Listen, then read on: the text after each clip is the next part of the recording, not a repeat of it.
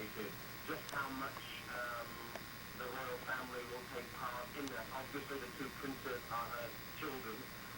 They will be central to that funeral when that takes place, but just how much protocol is going to be involved in that, how much the establishment is going to be involved in setting up the details for what happens next is still very much on the drawing board.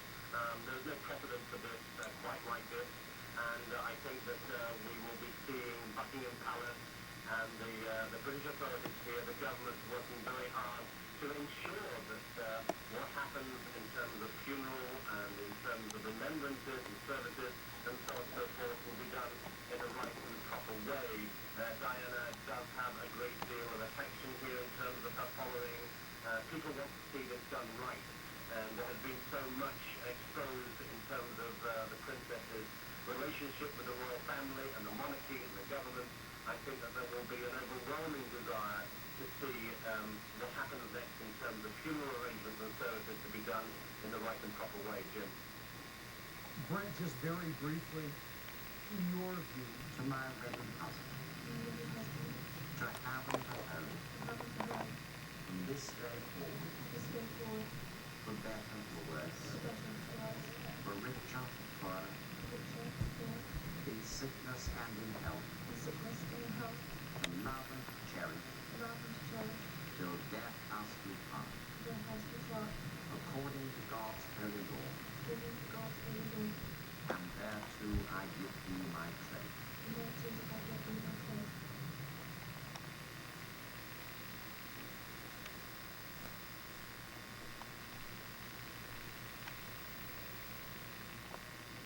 Go. Paparazzi who were chasing Diana. They crashed in a tunnel along the Seine River, trapping several people in a pileup. The front of the car was completely smashed in, deploying the airbags on impact. Also killed in the car accident, Diana's companion, Jodie Fire. A chauffeur was also killed, and a bodyguard was seriously injured. Now we have NBC's Jonathan Alter standing by live right now on the telephone to talk a little bit about this whole situation involving the paparazzi. John, you there? Yes, I am, John. What's your reaction to the reports that we've heard about the paparazzi following Princess Diana and maybe involved in this crash? Well, I think this will kick off a whole new round of finger-pointing toward the press. We will see a lot of recriminations, possibly even some changes in law as applied to privacy and how far photographers can intrude on people. And I think we'll see an awful lot of concern about just the extent to which the celebrity culture is affecting, and in this case, costing people their lives. Report for their Sunday newspaper to discover nothing was there. They have just come out, and I must say the headlines are rather sad because they got it wrong. Dodie dead, Diana hurt in smash is the Sunday Mirror. They obviously were hoping for the best, and this is the headline that maybe Britain would have liked to have read. The Sunday Times got it right. Princess Diana and lover Dodie die in a Paris car crash. Inside, of course, is a lot of feature articles about the relationship, pictures of the children, pictures of Prince Charles. But basically, the entire country will, if not already, find out of the tragedy of the death of Princess Diana. And John, it is going to be a deep and very troublesome shock to this country. Diana was much loved in Britain, and many people felt very intimate with her. Her life, even her tragedies, were shared by the nation, yet still she retained their respect. The British Broadcasting Company has suspended all normal programming. It has gone to special programming regarding the death of the princess, at times showing the Union Jack flying at half-staff and playing the national anthem, God Save the Queen. It is a tragic and sad moment for Britain that seems to be reaching around the world. John? Hey, Keith, let's talk about that first headline that we saw there and why it is that it's there.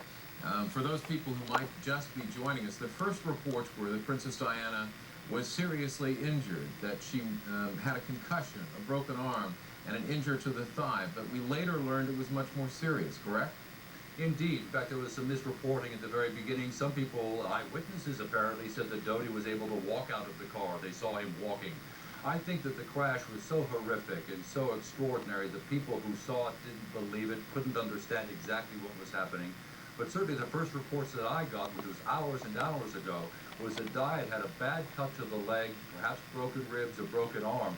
And as the News of the World also reported in their 2 a.m. edition, Dodi dead, Di badly injured. That was what everybody thought, although the Paris hospital where she was taken did not issue a statement until the very end, when it announced that she had died after heroic efforts on the part of the medical staff to revive her. Of course, in situations like this where you have such incredibly publicly known people, there's a lot of confusion at the beginning and perhaps some misreporting about what actually happened. Maybe we could go a little bit further back to the beginning again for people who might just be joining us. How did this all begin? Well, apparently, and what we understand is that Dodi and Di were in Saint-Tropez and were able to sneak away to Paris. Without the usual paparazzi, the royal press watchers following them, they were able to give them the slip and ended up at the Ritz Hotel, which is owned by Dodi's father, Mohammed Al-Fayed, where they had dinner and drinks. When they left, they were trailed by, and I'm not sure the exact number, John, but certainly up to a half dozen, perhaps 5 photo journalists on motorbikes pursuing them. At the wheel of a 600 Mercedes sedan was a chauffeur/bodyguard. In the front seat was another bodyguard, both assigned to them from the Ritz Hotel, and in the back seat were Diana and Dodi. Now, apparently, they were being pursued by the paparazzi, a chase ensued, speed limits were exceeded, and the car tragically crashed. The only survivor is one of the security guards who was sitting in the passenger seat of the vehicle. All right, Keith Miller, please stand by for just a second. We have Stryker McGuire on the telephone, the London bureau chief for Newsweek. Stryker, maybe you can give us your view of the reaction to this news. Well, it's just beginning in terms of people in London hearing it on the streets, but I mean, it's going to be enormous. It's going to be one of the great sort of popular tragedies of recent times in terms of the way people react to it, and the media, of course, are going to be getting a lot of the blame for what happened. Swerved at some point, smashed into one of those rather substantial pillars, turned and then hit a wall on the other side. Just to update, you are expecting the arrival of Prince Charles, a brief meeting there with Jacques Chirac and his wife, and then Prince Charles will somehow accompany the body back to the airport and then back to London. Right. What we've been told, and it's unofficial, but we have reason to believe it's so, is that Prince Charles would be brought here by helicopter. He would spend upwards of an hour and a half, or perhaps as much as 2 hours at the hospital. We've been told that he wants to express his gratitude to the doctors who worked so hard to try to help his former wife. President Chirac will be with him.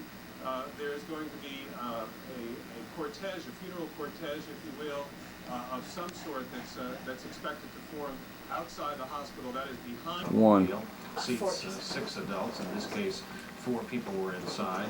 2 spent deployed airbags visible in the front seat.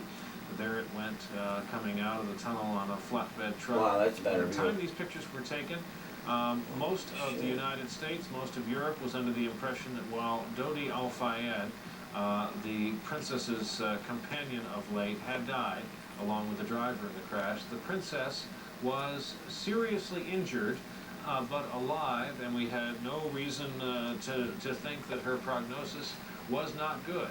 The initial reports on wire services and through kind of sketchy background sources at the hospital were that she had a concussion, a severe laceration on her thigh, and a broken limb.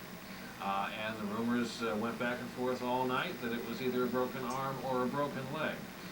Come to find out, it was much more serious than that, a massive chest injury and massive head injury and internal bleeding.